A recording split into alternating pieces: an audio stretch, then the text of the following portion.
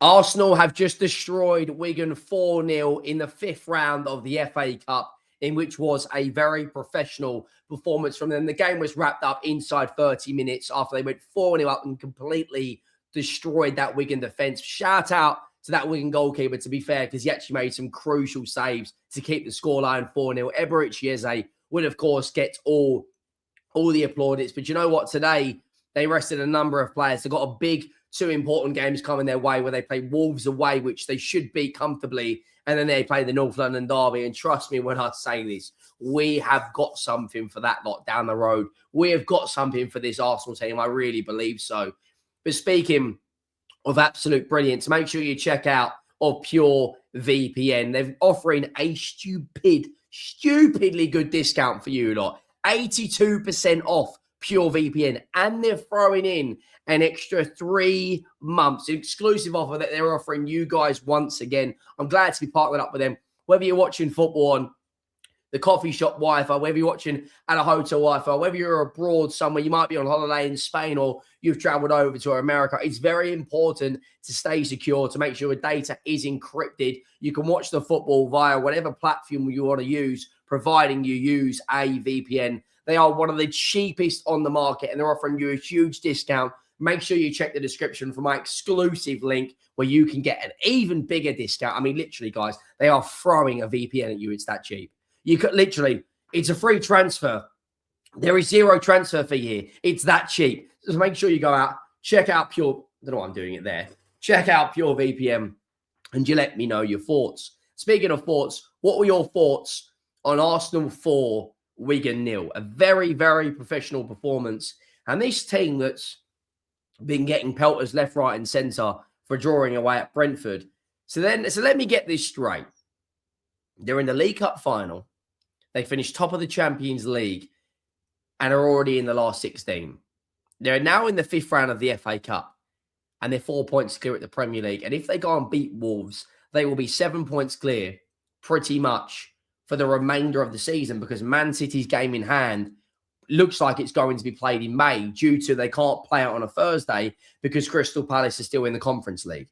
So this terrible football team has been getting pelters, bottle jobs, etc., are still cruising at the moment in all 4 competitions.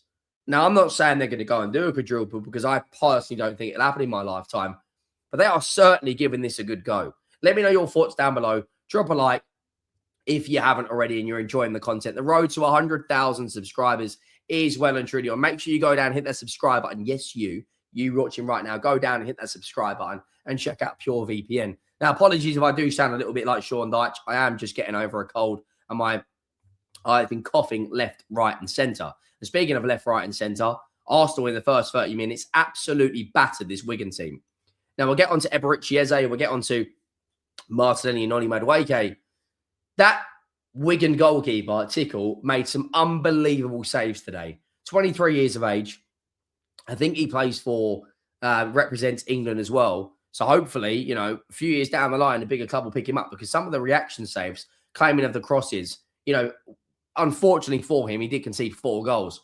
But he actually can come away with his head held high because he did make some very important stops today. Now, it was an Arsenal team that looked a little bit different to what fans usually see. There was no Declan Rice, there was no Gabriel, there was no Timber, there was no David Raya. Saliba only played an hour. Calafiori was unable to play this game due to injury. That Gyökeres only played, I want to say, 45 minutes. So they should be fit and firing and recovered from the weekend's game against Brentford, midweek game against Brentford, ready to go again to play Wolves. And I think right now you probably will see a completely different 11 to what you saw today.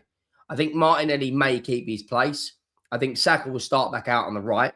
I don't think Noni Madueke will play. I think Timber will come in for Ben White, and I think Gabriel will come in for Mosquera. Lewis Skelly, though, could potentially play, even though Nkapie was rested. Saka played in the 10, and should have got an assist. I know it went down as an own goal, but for me, he should have been classed as Saka's assist. In terms of that Wigan 11, Rodriguez actually had a very, very good game, I must admit. He took a smart stop from Kepa to keep him out. I believe Matthew Smith actually came from the Arsenal Academy. And I believe that is Ryan Sessegnon's older brother on the bench. Other than that, the amount of players, Gabriel and Capier and Declan Rice, were all completely rested. And of course, Havertz, Max Dowman, and Mikel Merino are all out injured. But it was a very, very, excuse me, very, very strong start from Arsenal. 4 goals inside 30 minutes. You can't really ask for more if you're an Arsenal fan looking at that. I mean, I look at this and just think, as soon as they scored the goal, it was game over. Because this Arsenal team, for me, have the capabilities of going out there and winning major honours. When you can make that many changes, and yes, look, Wigan are 21st or 22nd in League One for a reason. You know, think about it. It was only 10 years ago or so. They're back in the Premier League. It was only 13 years ago. They beat Man City in the FA Cup final. And then the following year, knocked them out again. It just goes to show you that if your football club is not run very, very well, it can be a very slippery slope. I mean, look at Luton, for instance. Luton were in the Premier League a couple of years ago. Now they're in League One as well. And if you actually look at the bottom of League One table, it is actually, you know, you've got Luton in 8th. They were in the Premier League recently. You've got Wigan, who were in the Premier League not that long ago. They're down there. And Mansfield, you know, League One have knocked out 2 Premier League teams in Crystal Palace and in Burnley. So bearing in mind, going into the quarterfinals of the FA Cup, there is no Manchester United. There is no Tottenham. There is no Aston Villa.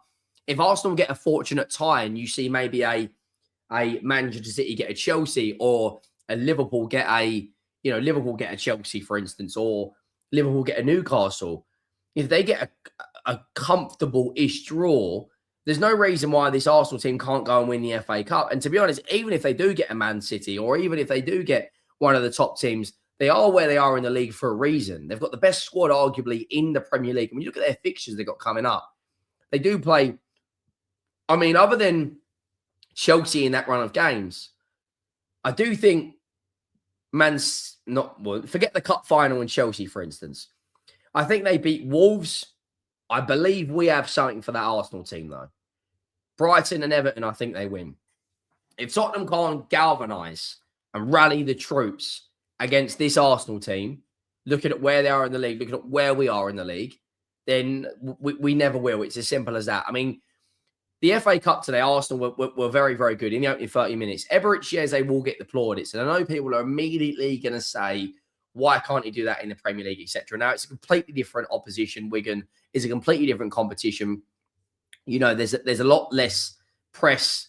There's a lot more space for Arsenal, which is why when you look at a lot of the Premier League teams, they do a lot better in Europe. Look at Tottenham, for instance. We have gone out there and beaten some decent sides in European football this year. We finished inside the top 4 comfortably. We are not the 4th best team in Europe. I can tell you that for free right now. But it's different when you play these cup games and you play Champions League. That Wigan team there, for instance, sit in a very, very low block. Now, people might say, why can't Eberechi Eze score in a low block? And I do agree to a degree. He should be able to go out there, play in that Wolves game, who will again play a low block, and they should comfortably go and score 2 or 3 goals. I believe that comfortably. They should go out to that Wolves side who, bearing in mind, it took them a very, very late goal today to go out there and beat, was it Grimsby they played against? Yeah, it was Grimsby. It took them a 60th minute goal to score against Grimsby. And bearing in mind, Grimsby had 11 shots against them. That just goes to show you that when you play in these cup games, when you play in Champions League, it's completely different to playing in the Premier League. There's not as much press. There's more open, fluid football. And speaking of open, fluid football, that goal from Noni Madueke, that pass from Eberechi Eze was a joke. And he runs onto it, left foot, opens his body up. It was almost like a prime Harry Kane finish. Opens up his body, wraps it, bottom bins into the side net. And then it's a really, really good finish. And then, of course, Martinelli, another exquisite pass in for Eberechi Eze. He runs onto it, holds the defender off left foot. Another excellent finish. And those 2 players, Martinelli and Leandro Trossard. I know Trossard didn't score, but those 2 players and Madueke have done very, very good in cup competitions. You know, last round, you know, Martinelli got a hat-trick against Portsmouth. In the Champions League, Noni got a hat-trick against Club Brugge. In, Leandro Trossard's got a goal and assist against Bilbao. Martinelli's got a goal and assist against Bilbao. They've both done really, really well in the domestic competitions. It's more like the Premier League, for instance, where they haven't gone out there and done the business. But they are still top of the Premier League and they are still top of the Champions League and in the League Cup final now, going into the quarterfinals of the FA Cup. I thought Eberechi Eze today had a really, really good game. Another decent created goal from Arsenal. Saka gets down the right-hand side, plays it across, and it goes in for an own goal from Hunt. I don't know why it didn't go down as a Saka assist. It might have come off two different players before it hit Hunt.